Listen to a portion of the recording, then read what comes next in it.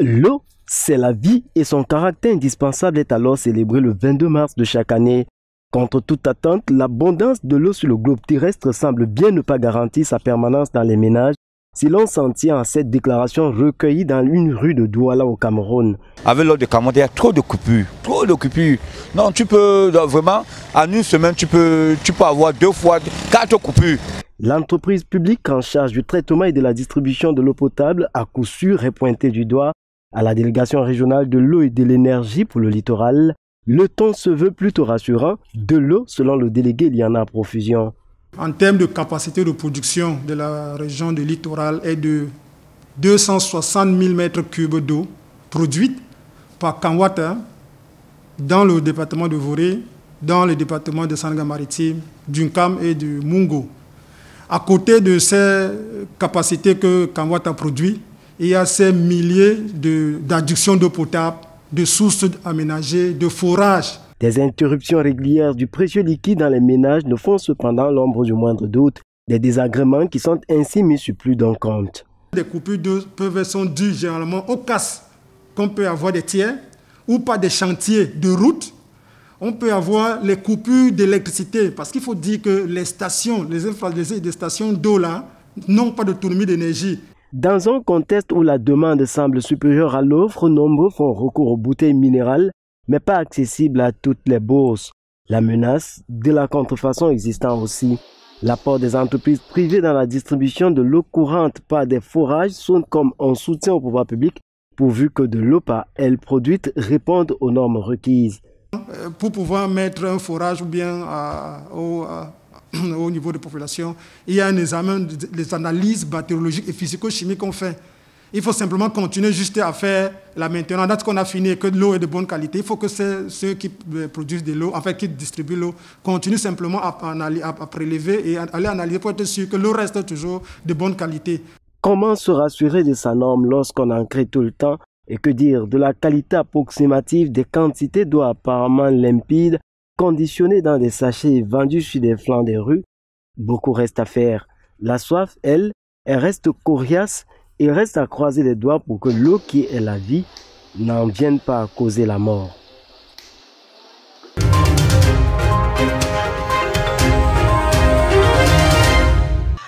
La douleur est irrépressible, impossible de la dissimuler. La mort vient d'imposer son diktat dans la commune de Djombe-Pendia. Pour les Rikingais, le maire de la ville a quitté la ville pour l'éternité. La nouvelle assommante est tombée en plein milieu de la nuit. Certains ont encore du mal à croire à la disparition de l'édile, admiré par certains, détesté par d'autres.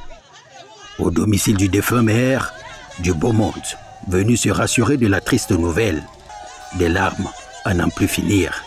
Par petits groupes, on ressasse la vie d'un homme qui a marqué la ville. On s'interroge sur une fin aussi brutale et on s'inquiète de l'avenir. Ce matin, aux environs de 1h30, j'ai reçu de la nouvelle que mon maire est mort. Alors que ça ne fait pas une semaine, nous avons causé ensemble. Il ne manifestait aucun signe de maladie.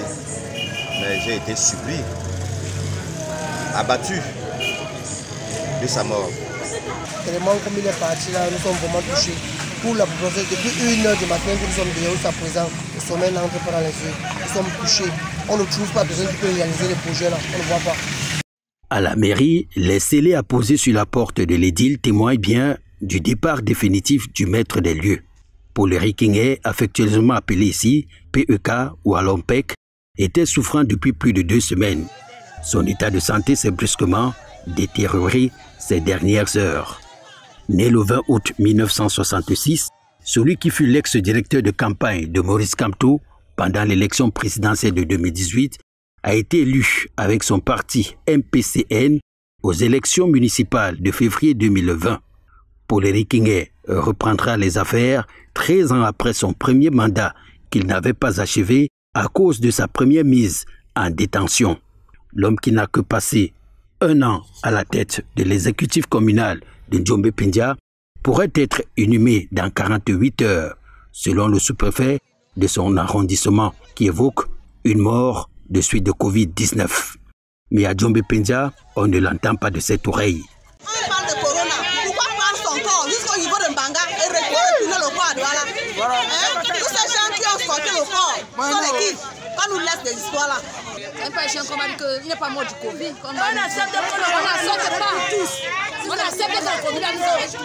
Maintenant, on parle de Covid, je ne sais pas. On attend. On attend tout simplement. Aux autorités de faire preuve de tact dans la gestion des obsèques de Mpek.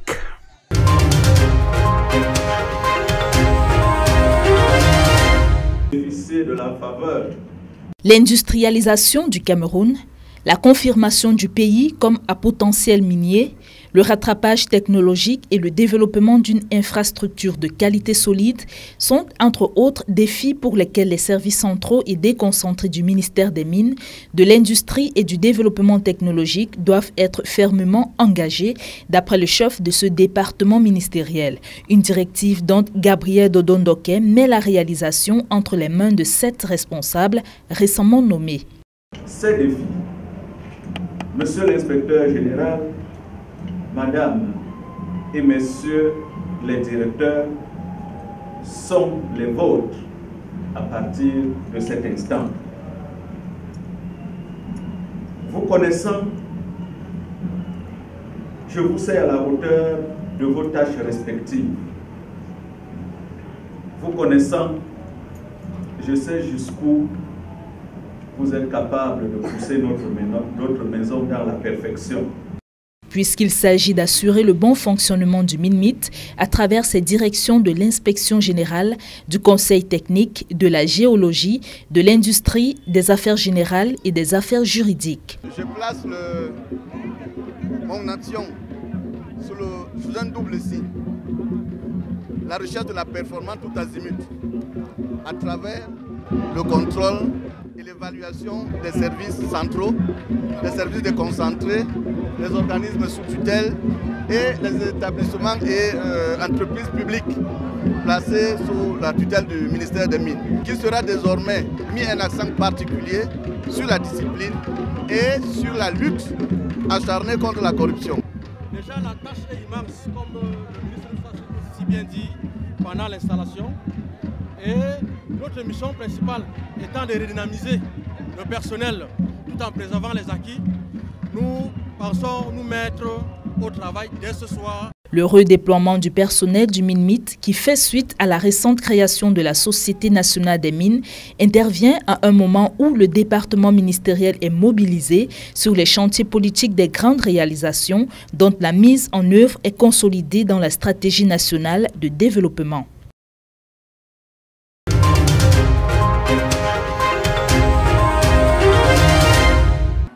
La circulation reprend de nouveau droit de cité dans la plaine poussiéreuse de Gawel, l'une des localités de Ndoukoula, dans le Diamaré secoué par la crise sécuritaire de Boko Haram. La cotonculture, l'une des principales activités ici, vacillée sous le diktat des terroristes, nourrit de nouveau son homme. Et peu à peu, la population reprend aussi goût à la vie et revient à ses occupations primaires. Devant la cour royale, les sujets du Lawan se retrouvent de nouveau sur place ce matin après des années d'absence synonyme de confiance retrouvée et au rythme du son du tiroir, ils le font savoir.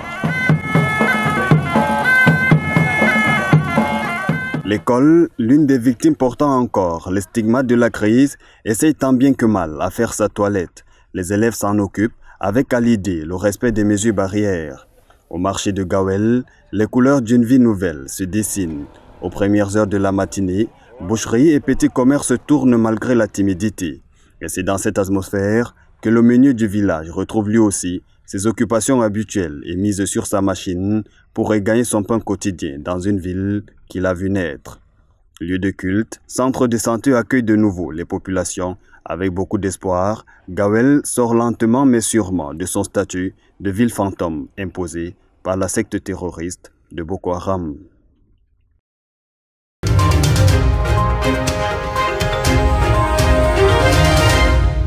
Au palais de justice de la ville de Bertoua, plusieurs dizaines d'hommes et de femmes en tenue.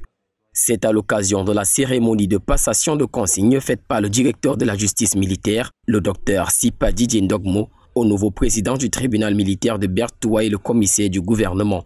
Il s'agit respectivement du lieutenant-colonel Bia Ondoa Aline et la capitaine de corvette Mpongia Marie, ici en signature de document. Au cours de cet événement, à plusieurs articulations, il a été donné au docteur d'énumérer plusieurs propos. Des propos allant dans le sens d'invitation des nouveaux responsables de cette juridiction à instaurer, à appliquer et à faire respecter la discipline dans le cadre de leurs fonctions. Il a également émis des recommandations, parmi lesquelles nous avons demandé d'être professionnels, qui est nécessaire pour la qualité du service à rendre. Ensuite, nous avons recommandé la cohésion parce qu'avec la cohésion, on est sûr d'atteindre les objectifs. Et enfin, nous avons demandé de soigner des bons rapports avec les autres administrations qui collaborent dans l'administration de la justice. Quant au rapport de cohésion entre les collaborateurs, mais aussi avec l'administration, le chef de bataillon Efangono Martin Paul, qui se dit satisfait de cette cérémonie, assure de laisser derrière lui un bon héritage. Nous avons pu installer sur place un climat de cohésion où les hommes faisaient ensemble et au niveau du service, tout se passait dans un esprit de famille. Et nous avons mis sur pied un certain nombre d'initiatives. Donc je pense aux journées d'évaluation qui ont connu son écho. A noter qu'en prélude à la cérémonie de passation de consigne au tribunal militaire de Bertoua, le directeur de justice militaire au Cameroun et ses collaborateurs ont procédé à une séance de visite de courtoisie aux autorités administratives et judiciaires de la région de l'Est, dont le gouverneur de la région et la présidente de la Cour d'appel de l'Est Cameroun.